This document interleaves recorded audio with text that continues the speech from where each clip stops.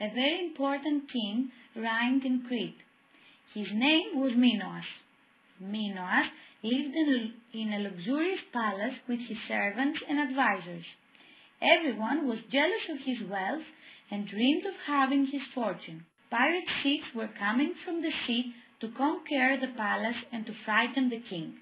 Minos was getting worried, and one day one of his advisors asked him, "What is troubling you, my lord? You seem worried." "I'm afraid that soon pirates will invade my palace." "But you have many soldiers protecting you. Why are you afraid?" "They are not plenty enough, and you know that the coastline here in Crete is too long. I have to think of something else to protect my fortune." "I have an idea. Why don't you go to Hephaestus, the metal worker, and tell him your concerns? He might be able to help you." "That's a great idea. Tomorrow, first thing in the morning, I'll be there." The next day, Minos arrives at Hephaestus' workshop. "Hey, Hephaestus, how are you?" "Well, well, look who's here. Minos, the famous king. What is a king like you looking for at my poor workshop?" "Look, I'm afraid that pirates will enter and conquer my palace, and I have to find a way to defeat them." "Don't worry, my lord. I have a great idea that will solve all your problems. I will make a watchman to guard the whole Crete coastline day and night." "What are you talking about, Hephaestus? Could a single guard beat all those hostile pirates?" "Of course he can, Minos. This watchman will not just be an ordinary man.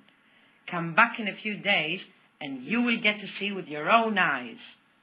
Minos waved goodbye and walked back to his palace. However, from that night on, he lost his sleep. Days went by, and Minos went back to Hephaestus' workshop. When he walked in, Minos got terrified by what he saw. A tremendous giant made of copper stood tall in front of him. He looked like a man and a dog together. He had wings on his back and a quiver with arrows. A big nail was on his right ankle. If anyone dared to take the nail off, he would lose all his powers. "What did you create, Hephaestus?" the king asked. "Ha, ha, ha! It's a robot, my lord. His name is Talos, and he can talk like a human. He uses his wings to fly all over the coastline in great speed, and he can defeat hundreds and hundreds of pirates with his hands.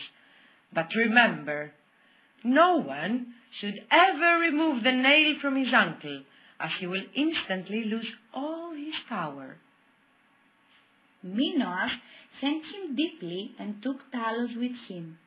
On the way back to the palace, he thought of taking Talos to Melidoni's cave so that he would be safe and protected.